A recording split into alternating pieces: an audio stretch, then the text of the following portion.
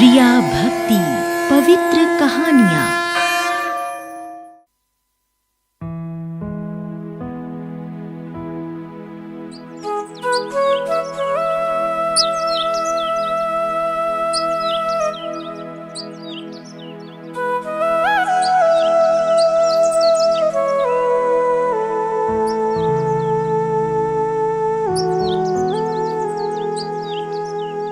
लक्ष्मी नारायण का चमत्कार। देवीलाल नाम का एक किसान था, बहुत ही भोला भाला, और पत्नी बड़ी ही सुशील स्वभाव की और बहुत ही अच्छी थी। दोनों पति पत्नी धार्मिक विचार के थे। कोई भी कार्य करते तो लक्ष्मी नारायण का नाम लेकर ही करते।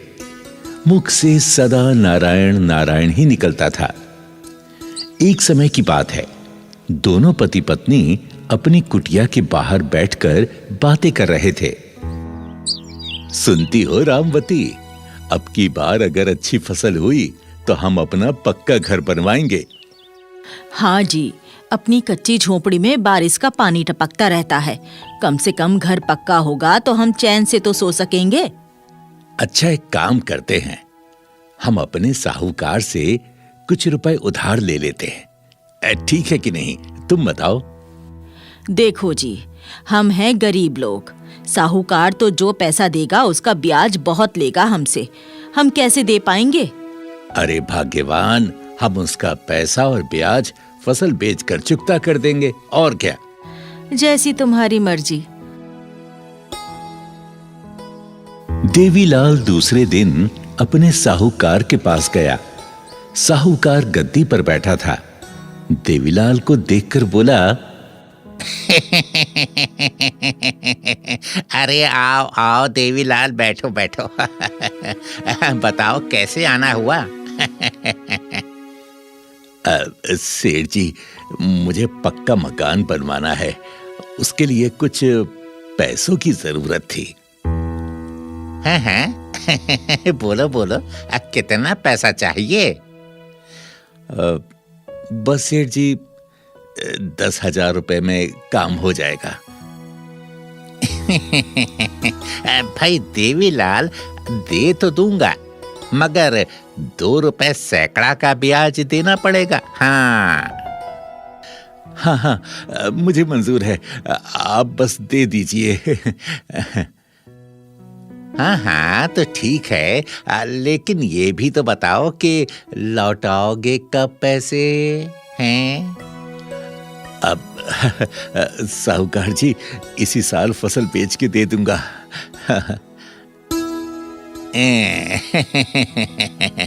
ठीक है ठीक है, ये लो 10,000 रुपए। ले जाओ ले जाओ। साहूकार गिनकर 10,000 रुपए देवीलाल को दे देता है। देवीलाल खुशी खुशी घर आता है। अजी, सेठ ने पैसे दिए क्या? हाँ, साहूकार ने पैसे दे दिए, पर उसने मुझे 2 रुपए सैकड़े के ब्याज पर पैसे दिए हैं। कितने दिन में लेगा वो पैसा वापस? अरे तो चिंता मत कर, लक्ष्मी नारायण की कृपा से मैं उसे इसी साल फसल बेचकर पैसे लौटा दूंगा। हाँ। हे लक्ष्मी नारायण, हमारी लाज रख लेना। लेकिन भगवान को तो कुछ और ही मंजूर था। खेतों में फसल पकने का समय आया, तभी ओलावृष्टि से उसकी पूरी फसल नष्ट हो गई। कुछ पैसा खेत की बुआई में खर्च हो गया और कुछ पैसा घर में खर्च हो गया। देवीलाल की फसल नष्ट हुई तो वो फूट फूट कर रोने लगा।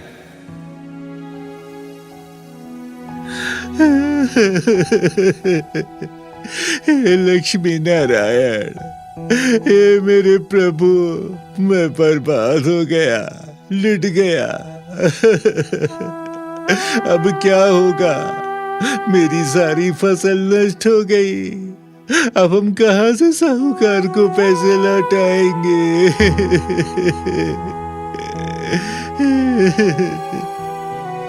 अगर हमने पैसे नहीं दिए तो साहूकार हमारे खेत मकान सब कुछ छीन लेगा। हे नारायण, हे लक्ष्मी नारायण, हमारी रक्षा करो। हमें कोई रास्ता बताओ, हम क्या करें, क्या करें हम। जब फसल नष्ट हो गई तो साहूकार वादा पूरा होने पर देवीलाल के घर आता है। भाई देवीलाल, तुमने जो वादा किया था वो पूरा हो गया। अब मेरे पैसे ब्याज सहित लौटाओ।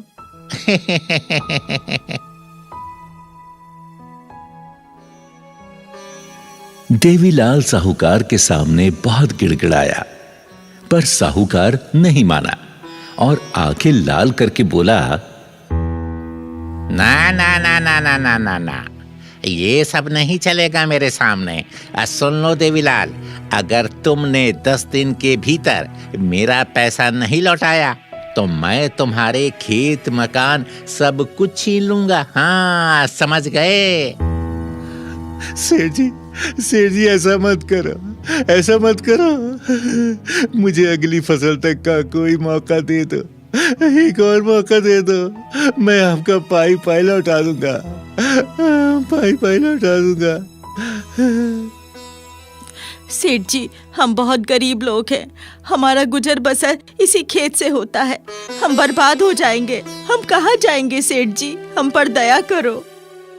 नहीं नहीं नहीं नहीं नहीं नहीं नहीं नहीं नहीं, मैं कुछ नहीं जानता। मुझे 10 दिन के भीतर पैसा चाहिए तो चाहिए।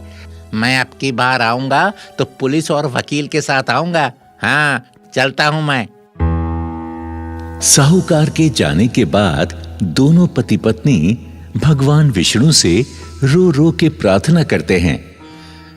हे विष्णु हरि भगवान, मैं आपका परम भक्त हूँ। मैं और मेरी पत्नी ने आपको भोग लगाए बिना कभी भोजन नहीं किया। हमने सच्चे मन से आपकी पूजा वंदना की। हमने आज तक आपसे कुछ नहीं मांगा भगवान। आज आपका भक्त बड़ी संकट में है। अगर उस साहूकार का पैसा हमने नहीं लौटाया तो वो हमारे खेत और मकान सब कुछ हमसे छीन लेगा। हे लक्ष्मी नारायण, आप तो निर्बल को बल देने वाले, हमारी रक्षा करो प्रभु, हमारी रक्षा करो।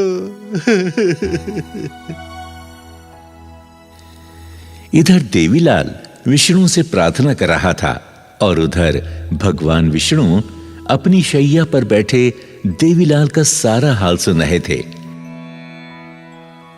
हाल सुनकर वो लक्ष्मी से कहते हैं, सुनो लक्ष्मी, हमारा भक्त संकट में हमें पुकार रहा है, हमें उसकी मदद करनी चाहिए। आदेश कीजिए स्वामी, मुझे क्या करना है? देवी, तुम तो धन धान की देवी हो, उस पर अपनी कृपा बरसाओ। लक्ष्मी मां देवीलाल की पत्नी रामवती को सपने में दर्शन देती हैं और कहती हैं, देवी सुनो, मैं तुम्हें एक उपाय बताती हूं, जरा ध्यान से सुनो। तुम अपने खेत में साग सब्जियां उगाओ, उससे तुम्हें बहुत सारे धन की प्राप्ति होगी और तुम साहूकार के कर्ज से मुक्त हो जाओगे। इतना कहकर लक्ष्मी मां अदृश्य हो गई। सुबह रामवती नींद से जागी और अपने सपने की बात अपने पति से बताई।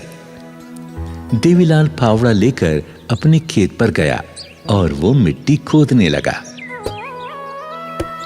मिट्टी खोदते खोदते उसके फावड़े से कोई वस्तु टकरा गई। जब टन टन की आवाज सुनी तो देवीलाल सोचने लगा, आखिर इस जमीन में क्या है? ये मेरा फावड़ा किस चीज से टकरा रहा है?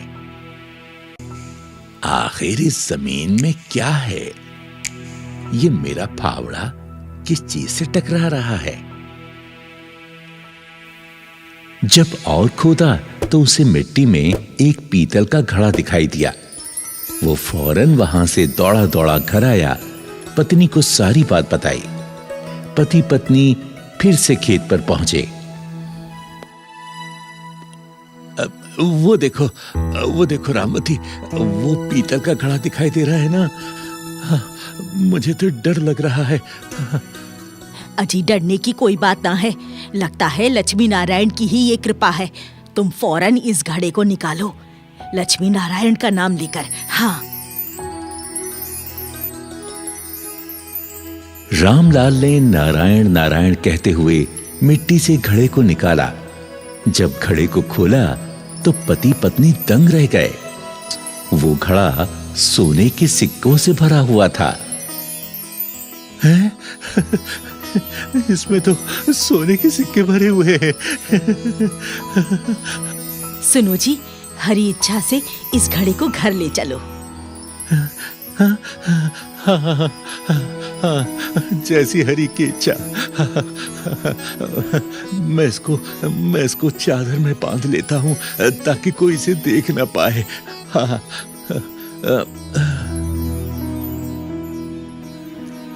घड़े को एक चादर में बांधकर दोनों पति पत्नी उस पीतल के घड़े को घर ले आए। घर आकर दोनों विचार करने लगे। सुनो भाग्यवान, हम इतने सारे धन का क्या करेंगे?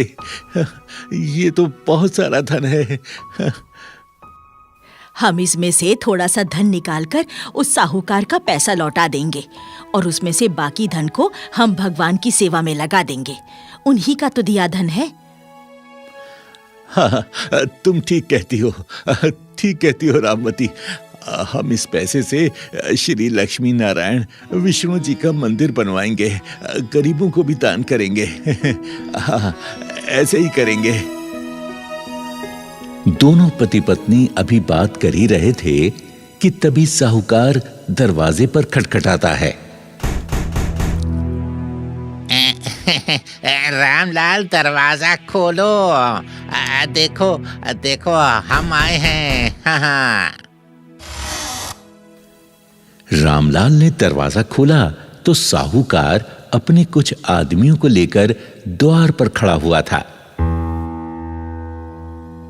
हाँ, तो भाई रामलाल, तुम्हारा वादा खत्म हुआ, तो अब मेरा पैसा तुरंत लौटाओ। हाँ, अरे मुझे देख क्या रहे हो? लौटाओ।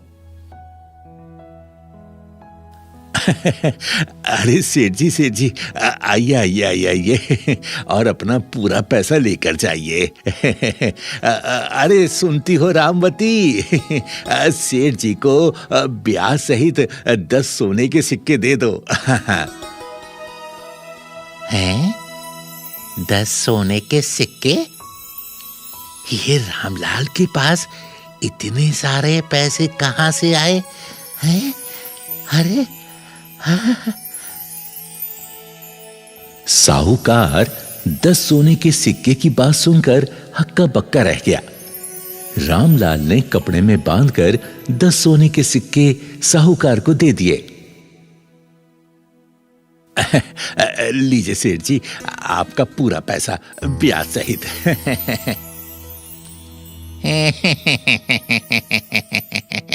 रामलाल, तुम तो लगता है बुरा मान गए। अरे कोई बात नहीं, इतनी जल्दी काहे की है? अरे दे देते पैसे बाद में भी। चलो कोई बात नहीं। भाई मेरा हिसाब तो पूरा हो गया। लेकिन रामलाल, मुझे ये तो बताओ कि ये सोने के सिक्के आए कहाँ से हैं? सेठ जी, ये तो बस मेरे प्रभु नारायण हरि की कृपा है। जय हो।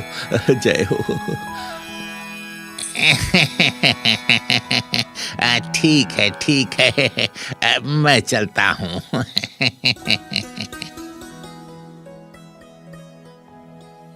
साहूकार घर पहुंचकर सोचने लगा कि रामलाल के पास इतना पैसा आया कहां से। उसने सोचा कि जरूर कहीं से चोरी करके लाया है। उसने साजिश रची, क्यों ना इसकी सूचना पुलिस को दे दी जाए।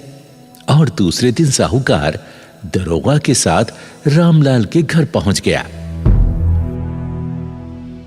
रामलाल, हमें सूचना मिली है, तुम्हारे पास सोने के सिक्के हैं। जरूर तुमने किसी की चोरी की है। नहीं नहीं नहीं दरोगा जी, ये झूठ है। मैंने किसी की चोरी नहीं की। मैं निर्दोष हूँ। ये तो मेरे हरि नारायण की कृपा है। उन्होंने ही मुझे ये सोने के सिक्के दिए हैं। हाँ। दरोगा जी, हमें जो सोने के सिक्के मिले हैं वो हमारे खेत से मिले हैं। हम पर भरोसा करो। कुछ नहीं, हमें घर की तलाशी लेनी होगी। दरोगा ने तलाशी लेनी शुरू कर दी। इधर रामलाल भगवान विष्णु से प्रार्थना करता है, हे प्रभु हमारी रक्षा करो, हमारी रक्षा करो प्रभु, हमारी रक्षा करो, रक्षा करो प्रभु, हमारी रक्षा करो। वो क्या है? ये घड़ा कैसा है? क्या है इसमें? साहब, उस घड़े में कुछ नहीं है। रामवती के लाख मना करने पर भी दरोगा नहीं माना। जैसे ही उसने उस घड़े को छुआ, दरोगा अंधा हो गया। अरे अरे अरे, मुझे तो कुछ भी दिखाई नहीं दे रहा है। अरे क्या हो गया? अरे ये क्या हो गया? मुझे कुछ दिखाई क्यों नहीं दे रहा है? अरे ये क्या हो गया? और उधर साहूकार भी चिल्लाने लगा, अरे मुझे कुछ भी दिखाई नहीं दे रहा है। अरे ये क्या हो गया मुझे? जरूर ये दोनों बुढ़िया बुढ़े जादूगर हैं। ओहो, मुझे बचाओ, बचाओ, मेरी आंखों में दर्द हो रहा है। मैं इस घड़े को नहीं छूऊंगा। ये क्या हो गया? मुझे क्षमा कर दो रामलाल, मुझे क्षमा कर दो, मुझे क्षमा कर दो रामलाल। अब मैं इस घड़े को नहीं छूऊंगा। ओहो, मेरी आंखों में दर्द हो रहा है। मुझे बचा लो, मुझे बचाओ। रामलाल, ये सब तुम्हारी सच्ची भक्ति का चमत्कार है। हमें क्षमा करो, क्षमा कर दो हमें। दरोगा और साहूकार दोनों नाक रगड़कर श्री नारायण विष्णु से क्षमा मांगते हैं। हे लक्ष्मी नारायण, हमें क्षमा कर दो, हमें क्षमा कर दो। हे लक्ष्मी नारायण, हमें क्षमा करो, हमें क्षमा कर दो, हमारी आंखें ठीक कर दो। भगवान विष्णु की कृपा से दोनों की आंखें ठीक हो जाती हैं। उन्हें पहले की ही तरह सब कुछ दिखाई देने लगता है। रामलाल, तुम्हारी भक्ति सच्ची है। हमें क्षमा कर दो, हम जा रहे हैं। हमें क्षमा कर दो। हाँ रामलाल, मुझे भी क्षमा कर दो। मैंने तुम पर चोरी का इल्जाम लगाया, क्षमा कर दो। मैं भी जा रहा हूँ।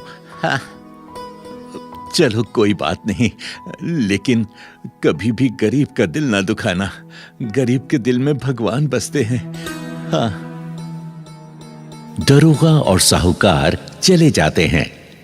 रामलाल ने अपने घर में श्री विष्णु और लक्ष्मी का मंदिर बनवाया और दोनों पति पत्नी आनंद पूर्वक जीवन यापन करने लगे। अरे भाग्यवान, भगवान का शुक्रिया अदा करो और प्रेम से बोलो, जय जय श्री लक्ष्मी नारायण भगवान, जय जय श्री लक्ष्मी नारायण भगवान। जय हो श्री महालक्ष्मी, माँ तेरी सदा ही जय। जय हो मैया, जय हो महालक्ष्मी माँ, तेरी सदा ही जय।